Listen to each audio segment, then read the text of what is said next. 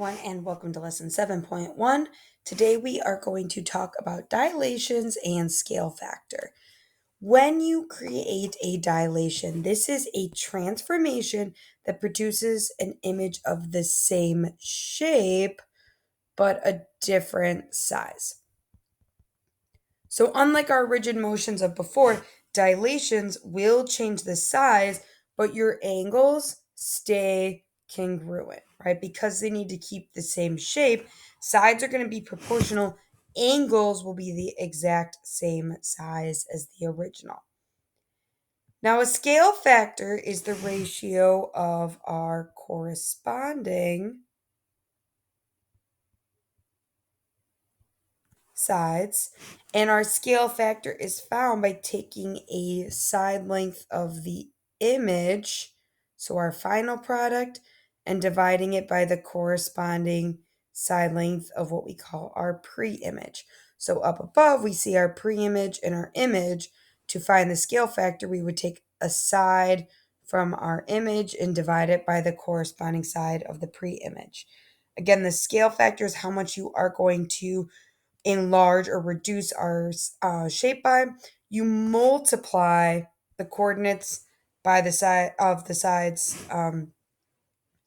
by the scale factor to dilate them. So if a scale factor is greater than 1, we call that an enlargement. If our scale factor is between 0 and 1, it is called a reduction. So think about enlargements are like when you zoom in, reductions are our zoom out, make it smaller. If it's equal exactly to 1, we call that a congruence dilation because the size actually won't change. They say the congruence. So that's only when it is equal to 1. So when we look at our scale factor here, notice we are moving from a pre-image of A, B, C, D to an image of A prime, B prime, C prime, D prime, right? And our scale factor is going to be found again by taking image divided by pre-image. Cannot stress that enough. So we take a side length of the image, for instance 5, and divide it by our pre-image point that corresponds 10, or maybe you wanted to do 4 and 8. Either way, those are going to reduce to be 1 over 2. Okay, so our scale factor, our K value, reduces to be 1/2 or 0.5. And because this, again, is between 0 and 1, 1/2 is the same idea as 0.5, this would be a reduction. Now on page 2, we see another example, this time when we go from our pre-image to our image again and check out corresponding sides, 12 and 4 or 18 and 6. Either way, what we're noticing is image divided by pre-image. These are reducing to be a scale factor of 3, and this time it's getting larger, so that would be an enlargement. Now, the center of dilation is the point from which all of our points around our preimage are enlarged or reduced. This is oftentimes going to be the origin, but you see, for example, in example 2, our center of dilation is point P, right? To go from our preimage to our image, they are dilating from this point out here, P. And again, if we check out the scale factors, either 6 over 4 or if we look at the other ones, 9 over 6, image over pre-image, both are divisible by 3 in this piece, so we have 3 over 2. So again, either 3 over 2, or that comes out to be 1.5. Right. Example 3, then, you want to be careful of the direction in which they are asking you to go. Okay, notice on this one, there is a difference of when you look at pre-image to image. So notice pre-image, image. Again, be careful. We are getting larger on this one, but our scale factor, again, that means you have to do your image divided by your pre-image. So be careful. Again, multiple options on which ones you decide to line up. 4 doesn't have a buddy over here though. So either 10 over 2, 15 over 3, those corresponding side lengths all lead us to have a K value of 5. Okay. Next one wants you to classify what type of dilation we have.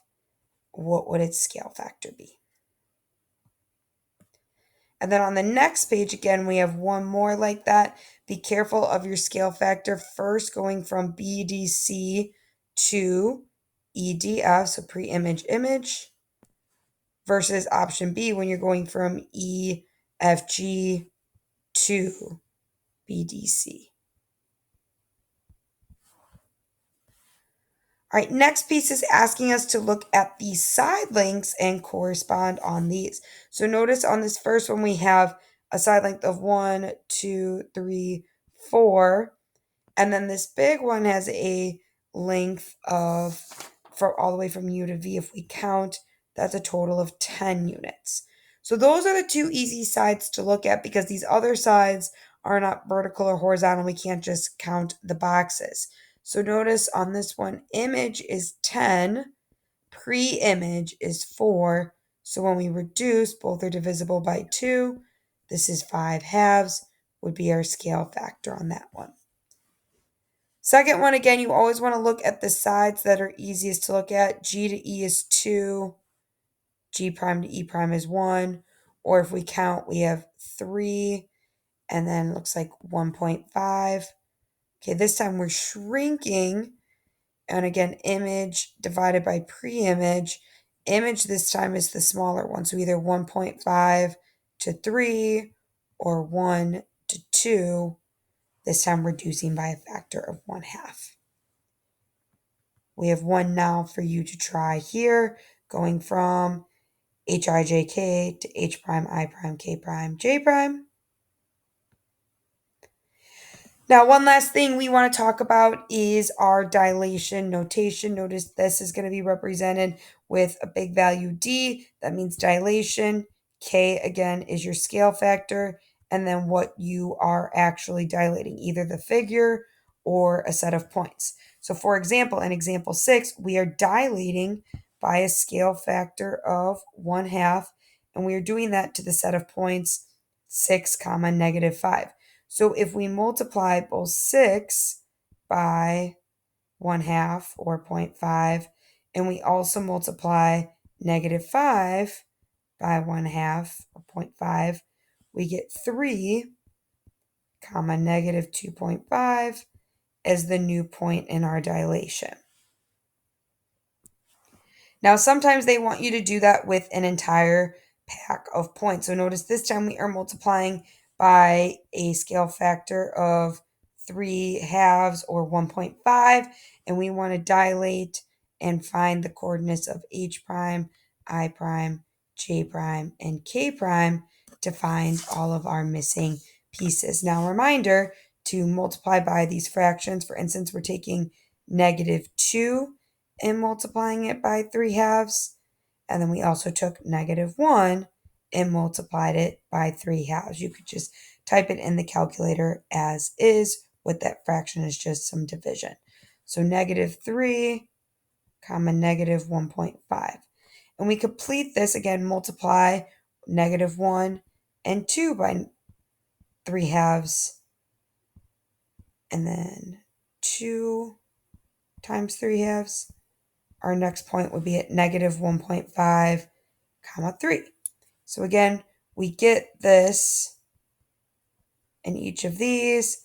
3 times 1.5 is 4.5, comma, 1.5. And then finally the last one, again, 4.5, comma, -3. So now we need to graph these points as well. 1, 2, 3 to the left, down 1.5. Here is H prime, left 1.5, up 3. Here is I prime, J prime, 1, 2, 3, 4.5, up 1.5, J prime, and then last but not least, K prime down here. So we ended up with an enlargement on this one. Okay, our final example asks you to find the locations of L prime, N prime, and then M prime. Make sure after you dilate it by your scale factor, you also graph. Thanks everyone for watching. We'll work more with these in class.